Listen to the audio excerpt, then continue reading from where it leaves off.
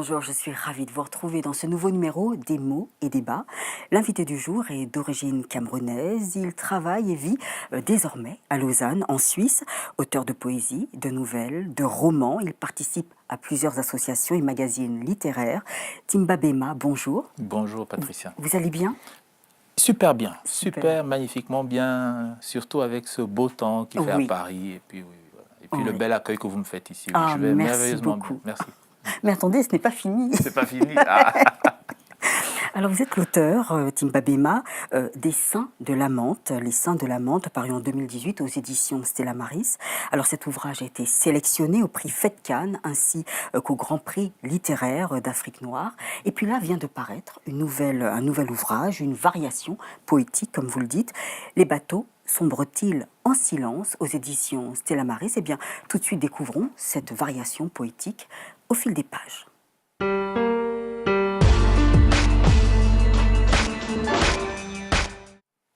Timba Bema, au début de votre ouvrage, vous dédiez votre poème, ce long poème, à Joséphine. Qui est-elle? Oui, donc Joséphine, en fait, de son vrai nom, Josépha. C'est tout ce que je sais d'elle, je ne sais pas plus. Je l'ai découverte, comme je pense la majorité des personnes devant mon écran de télé. Elle était repêchée au large de la Libye.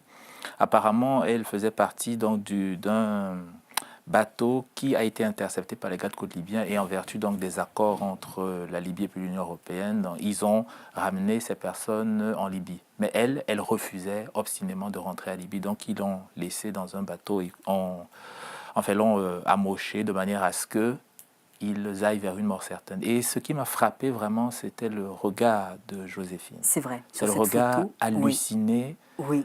comme Perdu. quelqu'une, voilà, perdue, mais je pense que quelqu'une d'habité par quelque chose qui dépasse peut-être notre entendement. Oui. Et pour moi, j'ai vu là, d'autant plus qu'elle est camerounaise comme moi, et j'ai vraiment vu dans ce regard-là toute la désespérance, à mon avis, qui est celle de mon pays et qui pousse des personnes comme elle à partir.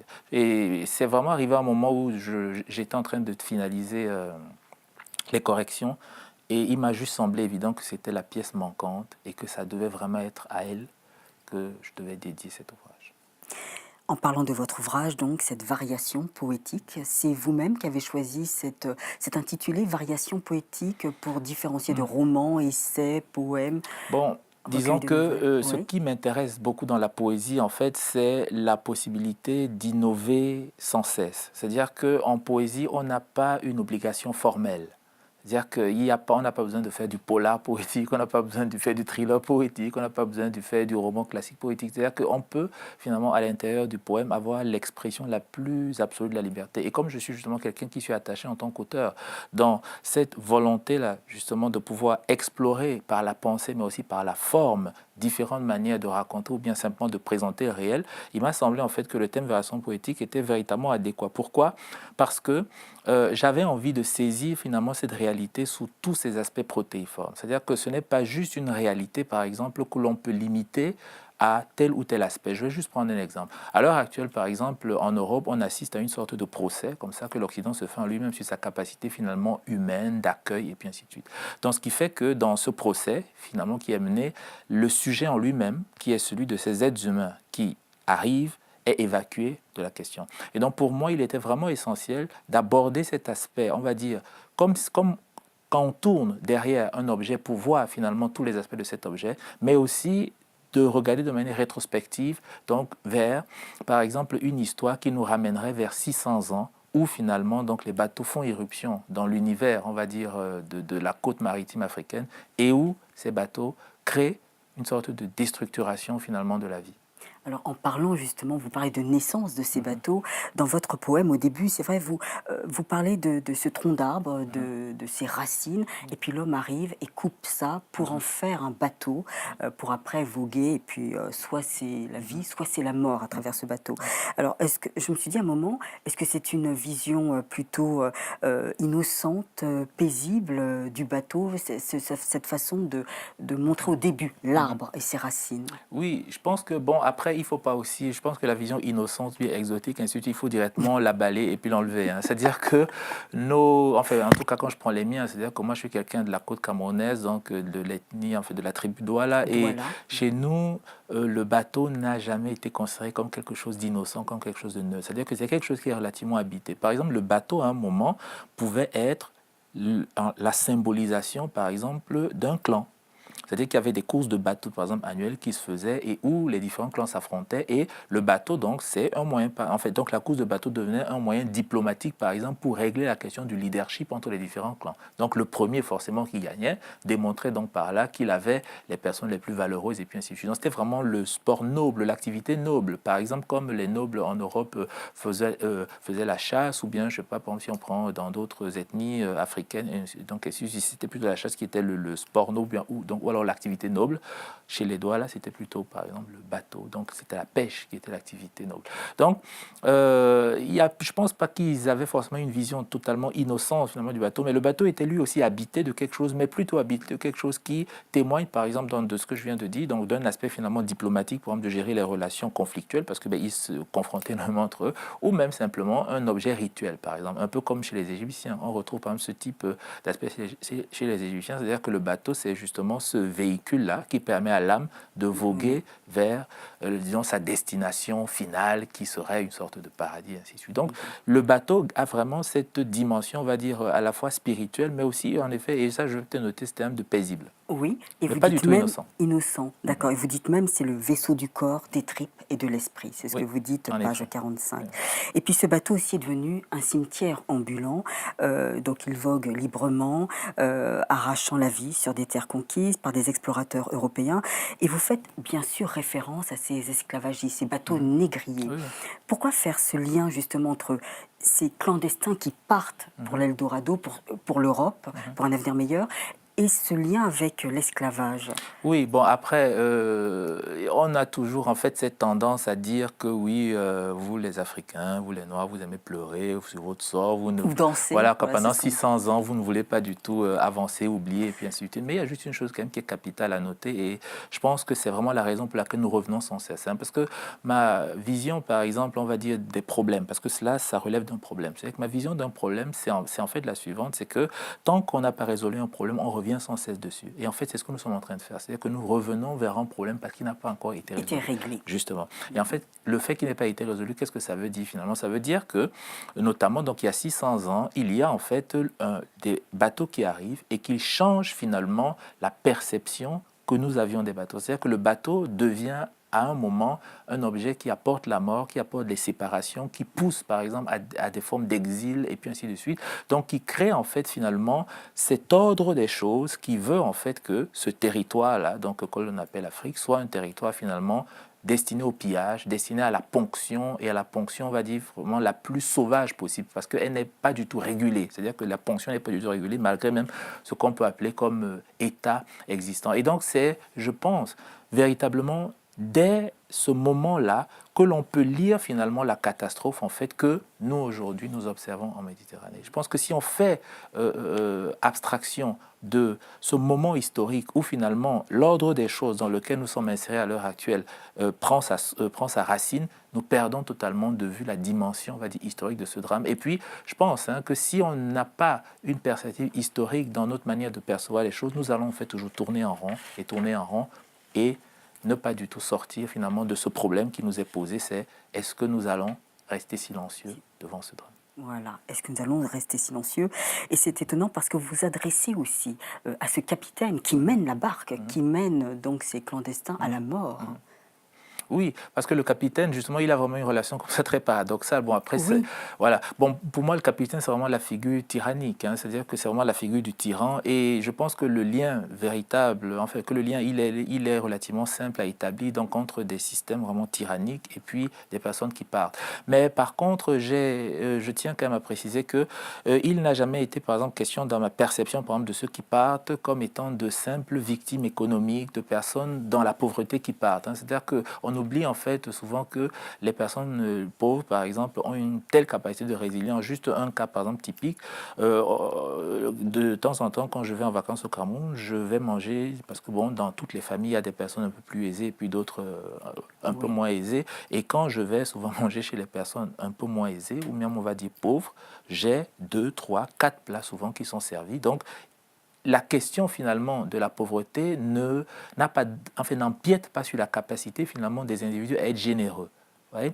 Donc, ce qui fait en fait que ce n'est pas vraiment, à mon avis, la pauvreté qui pousse les individus à partir, mais c'est véritablement l'asphyxie qu'ils ressentent sur leur capacité à pouvoir être libres, à pouvoir s'approprier leur corps, à pouvoir habiter leur existence, des idées simples, donc simplement qui les traversent. Et donc ils sont comme cela, un peu comme ces Européens finalement qui fuyaient les tyrannies dans le Moyen-Âge, et dont certains qui sont venus justement dans les côtes aussi pour ponctionner ce fameux or noir. Ben oui, ils se retrouvent aussi dans la même situation, dans de personnes qui sont résolues à aller se créer un avenir radieux ailleurs. Et c'est véritablement ça, à mon avis, que signifie la migration et pas autre chose. Et pourtant, lorsque vous posez cette question, les bateaux sombrent-ils en silence? Il y a cet océan. Vous dites, dans l'océan, il va, le bateau, il va, dans l'océan de son sang. Et c'est vrai que pourtant, c'est un océan qui est vert, où il y a une sorte de quiétude quand même, où tout le monde peut y accéder, il n'y a pas de limite, de frontières. Oui. Et c'est vrai, l'océan de son sang, on voit tout de suite ce que vous voulez dire, le drame. Quoi. Oui, bon, après, il faut aussi revoir que, justement, ce qui m'intéressait, donc on revient justement sur la notion de variation poétique, qui est que l'océan, j'avais aussi envie de le prendre sous un aspect protéiforme. C'est-à-dire que l'océan, par exemple, est un espace finalement physique, donc cet espace liquide qui, on va dire, réel, qui finalement n'est habité par rien d'autre que le simple fait que ce soit une étendue, et ce soit une étendue qui permette d'aller vers son rêve. Parce que véritablement, pour moi, je vois des individus qui sont habités par des rêves qu'ils veulent réaliser. Et que finalement, il n'y a personne qui peut empêcher un être humain, pas un migrant, mais un être humain, d'aller et de marcher vers son rêve. Donc, et en même temps aussi, je vois vraiment la mer comme étant un espace qu'on peut percevoir au sens figuré. C'est-à-dire qu'il y a un espace qui est habité, qui est un espace qui, malgré justement sa quiétude apparente, dans ses profondeurs, garde aussi peut-être les souvenirs de ces bateaux, garde peut-être aussi les souvenirs de ces sirènes, par exemple, qui sont des divinités, voilà, et puis ainsi de suite. C'est marrant, à chaque fois vous faites toujours des bonnes transitions, vous parlez des Miangu. Des Miengu, voilà, justement. Oui. Donc ça fait un peu partie justement de cette, on va dire, de cette vision, on va dire, du passé. Donc de justement revenir vers cette antériorité et de montrer en fait finalement comment est-ce que la mer, par exemple, il y a une très belle cérémonie qui se déroule chez les Douala, par exemple, c'est une cérémonie annuelle. Elle est relativement, disons, dans sa forme actuelle récente, parce que disons les Douala, ils ont opéré une sorte de révolution culturelle. Souvent on a tendance à l'oublier, c'est juste une petite insiste que je vais faire. Souvent on a tendance à oublier en fait que en réalité les Africains ont déjà réalisé, on leur produit des révolutions culturelles. C'est-à-dire que les cultures africaines à l'heure actuelle, telles qu'elles existent, ce sont déjà des cultures qui ont intégré l'idée de modernité. Donc, ce sont déjà des cultures finalement qui ont trouvé le meilleur rapport à établir avec, par exemple, les cultures occidentales. Donc, nous n'avons plus finalement besoin de faire aucune modernisation possible. Tous ceux qui vous diront, par exemple, aujourd'hui qu'il faut moderniser les cultures africaines, donc, à mon avis, n'ont pas compris que ça s'est déjà déroulé. Et donc, chez les Douala, justement, dans la forme, par exemple, donc, culturelle qui intègre les Miengu, il y a une révolution culturelle qui s'est opérée dans le 19e siècle. Et justement, donc, les Miengu interviennent comme étant des ancêtres oraculaires. Donc, ils vont apporter le message des ancêtres. Donc, les messages prémonitoires pour l'année à venir, et puis ainsi de suite. En général, c'est toujours un message qui est très positif. C'est-à-dire que c'est très rare, par exemple, que le message soit menaçant, et puis ainsi de suite. Et l'idée, justement, qui m'intéressait, c'était vraiment de montrer cette transition-là de l'idée même qu'on se fait de la mer. C'est-à-dire que de la mer comme étant justement cet espace où on va ponctionner le poisson qui, par exemple, chez moi, est vraiment l'aliment central. Par exemple, on identifie même dans la culture culinaire du Cameroun la côte, donc les Douala avec le poisson, c'est central. Par exemple, si on veut faire plaisir à un Douala, il faut juste lui offrir un bon poisson braisé et puis là, il est au paradis. Et donc, comment est-ce que finalement donc, cet espace maritime fluctue progressivement entre un espace où on prend la vie, mais où la vie nous est aussi restituée même par le jeu, simplement, alors disons par la circulation avec les ancêtres, et où on arrive à notre époque actuelle à un espace qui est plutôt habité par des cadavres, qui est habité par la mort, qui est habité par des débris de bateaux, et puis ainsi de suite. Vous dites, l'humanité est née dans la cale d'un bateau en route vers le nouveau monde. Et puis aussi, vous dites, les bateaux ont soif d'alcool fort. C'est-à-dire?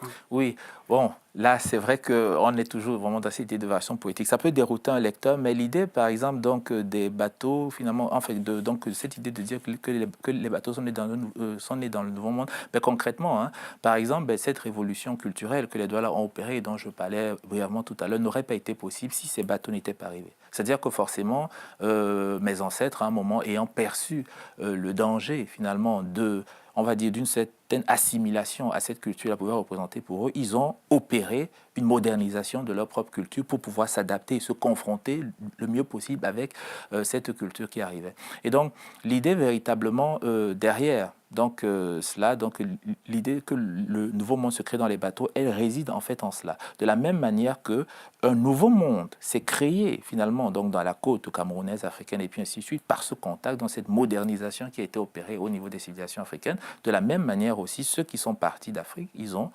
contribué grandement même à créer ce qu'on appelle aujourd'hui le Nouveau Monde. Et je voulais vraiment faire le parallèle avec les migrants d'aujourd'hui et de dire en fait que les migrants d'aujourd'hui ne sont pas là en réalité. En fait, ils ne viennent pas en réalité pour simplement, disons, profiter d'un système qui est déjà mis en place, mais ils viennent en fait pour créer un nouveau monde à la hauteur de leurs rêves et qui ne sont pas les rêves de pays dans lesquels ils arrivent. Alors, pour terminer cette première partie d'émission, Timba Bema, je dois savoir, quel est votre message en fin de compte? C'est dire aux clandestins, immigrés clandestins, c'est de dire, écoutez, ne partez pas, ne risquez pas votre vie dans cette mer, restez, créez chez vous, ou alors, allez-y, foncez. Bon, disons, moi, ce qui m'intéressait, en fait, bon, déjà, ce qui est sûr et certain, c'est que la circulation des êtres humains sur la planète, c'est un phénomène qui ne sera jamais arrêté. C'est-à-dire, et c'est même justement cette idée de dire que ce qui crée l'homme, c'est le mouvement. C'est-à-dire que ce n'est pas du tout le fait d'être statique, de s'attacher à un territoire et puis finalement de s'ancrer d'un territoire qui crée l'homme. Ce qui crée l'homme, c'est le mouvement. On sait très bien que l'homme étant apparu en Afrique, s'il n'avait pas du tout bougé, voilà, l'idée même d'humanité, je pense qu'elle serait peut-être déjà oubliée aujourd'hui. Donc c'est véritablement le mouvement qui est essentiel. Et donc moi, je ne vais pas forcément, disons aussi que ce qui m'intéressait n'était pas forcément de me mettre en fait de me prononcer une sorte de prêcheur, de recommandeur, en fait, ouais, donc que de personnes qui a recommandé quoi que ce soit à un migrant, ainsi de suite. Mais ce que je veux simplement dire, c'est ceci, c'est que personne ne peut empêcher un individu brisé au plus profond de son être, quelqu'un dépossédé de ses rêves, dépossédé de la capacité d'habiter son corps, personne ne peut l'empêcher d'aller partout où il peut se soigner lui-même, où il peut créer une existence avec laquelle il sera en harmonie. Personne ne peut le faire. Voilà. Et je pense que c'est vraiment ce message en fait qui m'intéressait de passer. Et puis surtout aussi de dire peut-être d'une autre manière, donc ça c'est peut-être on va dire ça c'est le message aux migrants, que oui, vous avez le droit. Oui. Voilà, on ne peut pas, qui je suis moi, pour vous dire, vous n'avez pas le droit d'essayer d'être des humains, vous qu'on essaye, vous qu'on animalise, vous qu'on réduit aux états, on va dire, les plus pitoyables de l'idée qu'on peut se faire d'un être humain. Je ne peux pas le faire. Donc, allez-y, faites comme vous voulez. Mais en même temps, je voulais aussi quand même entrer quelque part, parce qu'il y a vraiment ce procès-là qui se fait. Il y a beaucoup d'ouvrages qui se sont écrits. Il y a des très grandes plumes, notamment ici en France, qui ont écrit sur ce sujet, invitant à plus d'ouverture, à plus de coopération. Il y a eu tout un mouvement sur l'aquatisme, ainsi de suite. C'est-à-dire que je ne veux pas forcément remettre en cause la capacité d'accueil ou bien la capacité de générosité, mais je pense en fait que le cœur du débat, ou alors le cœur du procès, ne devrait pas être la capacité des Européens à accueillir. Leur sens de la générosité, ou bien finalement leur générosité atténuée ou bien détruite ou bien décapitée par le capitalisme. Non, je pense qu'en procédant ainsi, ils évacuent le cœur du sujet, qui sont des êtres humains dépossédés de leurs existences. Et qu'il faut absolument remettre cela au cœur du questionnement et pas du tout s'interroger soi en tant qu'Européen sur la capacité de soi. Sinon, finalement, qu'est-ce qu'on est en train de faire? On évacue simplement le cœur du problème et à mon avis, ça fait aussi partie donc finalement de ce bruit qui crée le silence que je voulais dénoncer au préalable. Merci beaucoup, Timba Bema, pour cette première partie d'émission, de découvrir cette variation poétique. Les bateaux sombrent-ils en silence? Voilà, et tout de suite, nous passons à la deuxième partie qui est carte sur table.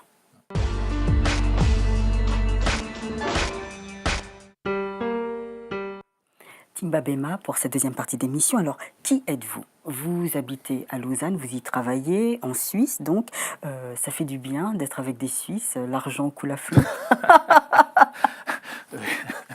Oui, c'est vrai que l'imagerie, l'imagerie Le qu'on a gros de la cliché. Suisse, oui, oui, c'est vraiment le gros cliché. Bon, après, il n'y a pas forcément beaucoup de choses de vrai dans le cliché, mais comme on dit toujours, dans le cliché, il y a toujours des choses à peu près justes. Bon, et vous savez quand même que l'argent, en général, aime le silence, donc forcément, je serai très silencieux sur les matières d'argent. Oui. Mais il y a quand même quelque chose que j'apprécie beaucoup chez les Suisses, c'est la discrétion. C'est un pays d'individus très discrets, même s'il y a de la délation en Suisse, mais les gens sont très discrets. Les gens sont aussi très travailleurs, c'est-à-dire c'est vraiment un pays où les gens travaillent. C'est un pays aussi où les gens, finalement, hein, les hommes, les femmes sont relativement ouverts. Par exemple, la Suisse est l'un des pays en Europe où il y a le plus de personnes d'origine étrangère ou bien d'immigrés. Donc, en termes de proportion, par exemple, en France, vous êtes dans les 10%. Et quand on voit déjà ce que 10% crée comme problème chez vous, on se dit, mais purée, alors qu'en Suisse, on a 30%. Mais disons, même si le premier parti, c'est un parti d'extrême droite, on a un système qui arrive quand même à gérer finalement les choses de manière à éviter qu'il y ait une sorte de prépondérance, par exemple, d'idées d'extrême droite au niveau de la scène publique, ainsi de suite. Et surtout aussi, je pense, c'est la capacité de ce pays à se remettre régulièrement en question. C'est-à-dire à se remettre en question, à toujours essayer finalement de se profiler comme un acteur, malgré sa petitesse, comme un acteur signifiant, important de la scène diplomatique mondiale. Je pense que c'est vraiment un exemple qui peut servir à beaucoup de pays, notamment africains, ainsi de suite. Partons au Cameroun. Vous avez dit tout à l'heure que vous allez de temps en temps au Cameroun. Je veux savoir que vous inspire Patrice Ganong. Bon, Patrice, ce que je peux dire, c'est... Parce qu'il y a une photo où il y a un lien avec vous, Oui, Patrice. bon, oui, c'est-à-dire que j'ai Oui. été impliqué dans sa campagne de libération, justement, Oui. donc à l'intérieur du comité. Puis j'ai fait une tribune aussi, donc pour le soutenir. Et si je repars juste sur le thème de la tribune, c'est-à-dire que je pense que c'est une voix qui mérite d'être entendue. Voilà. Et souvent, nous avons tendance, en fait, à ne pas prendre la profondeur des propos des individus, mais à s'arrêter, on va dire, sur des phénomènes superficiels. Mais je pense que toute personne, on va dire, qui réfléchit un petit peu, disons, sur les questions concernant le Cameroun, c'est une opinion qui, à mon avis, mérite d'être entendue. Il y a aussi Max Lob, l'écrivain, qui habite aussi en Suisse. Alors lui, c'est à Genève, il me Oui, semble. c'est un Genevois. Oui. Pourquoi cette référence à Max Lob? Bon, la référence, en fait, elle est simple. Hein. C'est que, bon, je me suis retrouvé... quand il a sorti son premier ouvrage, parce que bon, il faut avouer qu'à à l'heure actuelle dans la littérature camerounaise, il y a vraiment un regain, on va dire, pour l'histoire du Cameroun. Oui. Et donc forcément, tout ce qui va toucher à l'histoire du Cameroun, pour moi, ça me parle, parce que ben, justement, je suis très curieux. Et Léonora Miano, alors? Et puis, non, mais voilà, Oui. bon, non, mais tous, en fait, je pense que je les ai tous servis, parce que bon, Khalid j'animais, Beyala. voilà, donc j'animais à un moment en fait, donc je faisais des directs en fait où je présentais des livres et donc je les présentais vraiment comme moi j'aurais aimé qu'on présente un livre et puis justement donc c'est comme ça que j'ai fait une présentation d'un livre de Max Lob et c'est un peu comme ça que le lien s'est établi. Très bien. Et puis, je voulais savoir, vous avez aussi une association de revue des citoyens des lettres. Alors, c'est quoi? Parlez-nous-en de cette association. Oui, c'est-à-dire que j'ai en fait été confronté à ce problème, c'est-à-dire qu'en tant que, on va dire, relève littéraire, donc une nouvelle plume, et puis ainsi de suite, je me suis rendu compte que, par exemple, dans beaucoup de concours littéraires auxquels je participais, j'étais confronté avec des auteurs déjà aguerris. Et puis pour moi, il me semblait quand même nécessaire qu'il y ait une scène, au moins, justement, réservée qu'à des auteurs qui n'étaient pas encore publiés à compte d'éditeurs.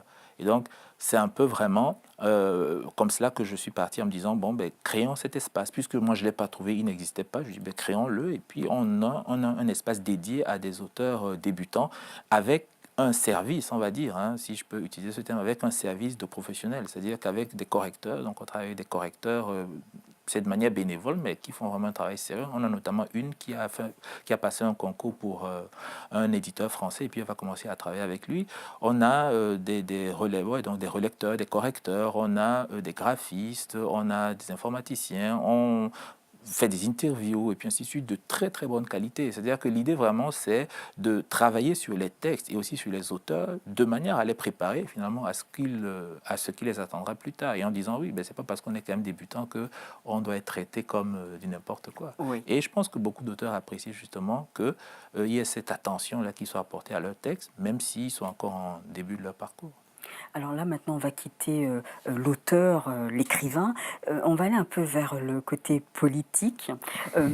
Vous croisez de temps en temps Paul Biya en Suisse, à Genève. Non, je n'ai pas cette chance. J'ai pas cette chance. On va dire que je ne fréquente pas les milieux diplomatiques, les milieux. Non, je n'ai pas. En fait, je ne sais pas si on peut dire une chance ou pas une chance, mais non, j'ai pas. Mais quel regard portez-vous justement sur le fait que ce président soit plutôt plus présent à Genève qu'au Cameroun? Bon, Ce qu'on lui reproche. oui, je pense que la question véritablement repose entre les mains des Camerounais. C'est-à-dire que moi, je regarderais peut-être moins le président, c'est-à-dire que les Camerounais eux-mêmes. En fait, en posant simplement aux Camerounais la question suivante, qui est de savoir quand est-ce que vous allez décider d'arrêter la mascarade. Voilà. La question repose entre les mains des Camerounais et c'est à eux d'y répondre. Je souhaiterais que ça se fasse demain. Pourquoi pas après-demain? Quand est-ce que vous allez arrêter la mascarade? Décidez-vous. Très bien, ben on va justement s'arrêter, on va terminer cette deuxième partie d'émission sur cette question. Et puis nous allons passer à la dernière partie qui est le coup de cœur.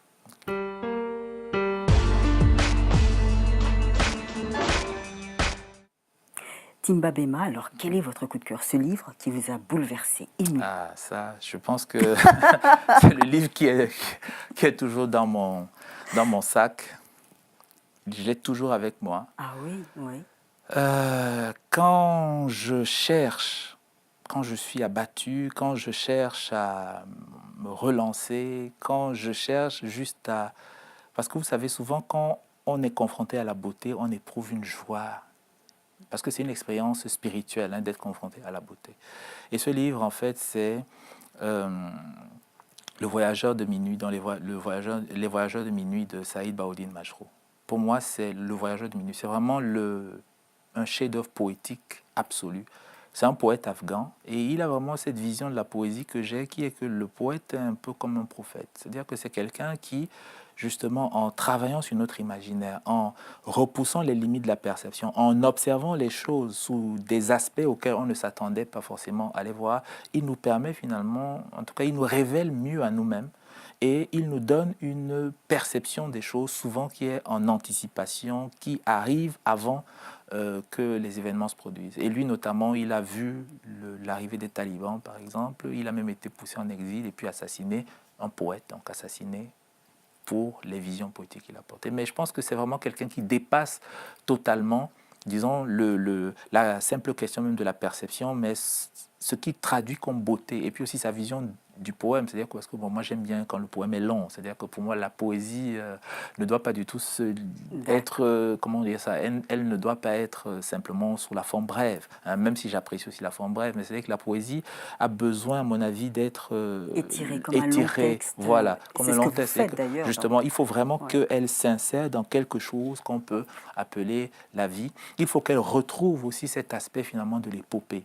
Et je pense que notre époque, justement, et je pense que nous sommes vraiment dans une époque charnière où, finalement, le capitalisme, en fait, nous a tellement fait perdre le sens, la valeur des choses que les poètes deviennent une urgence à l'heure actuelle. Donc, le temps des poètes est arrivé et des poètes, justement, qui arrivent à nous ramener à la dimension épique de nos existences. C'est-à-dire que nous sommes des récits, et ça on l'oublie souvent, nous sommes des récits, nous nous racontons, nous construisons une image de nous bien des autres à partir de récits, et c'est la circulation des récits qui font ce que nous sommes, et dans cette circulation, alors dans la maîtrise finalement du récit, je place les poètes comme étant les grands éclaireurs. Eh bien, merci beaucoup Timba Bema de votre vision de la poésie des poètes.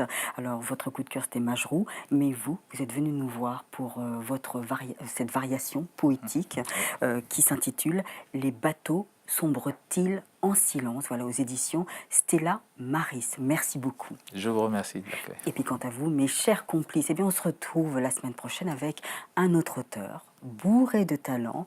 Merci de votre fidélité si précieuse. Au revoir et à bientôt.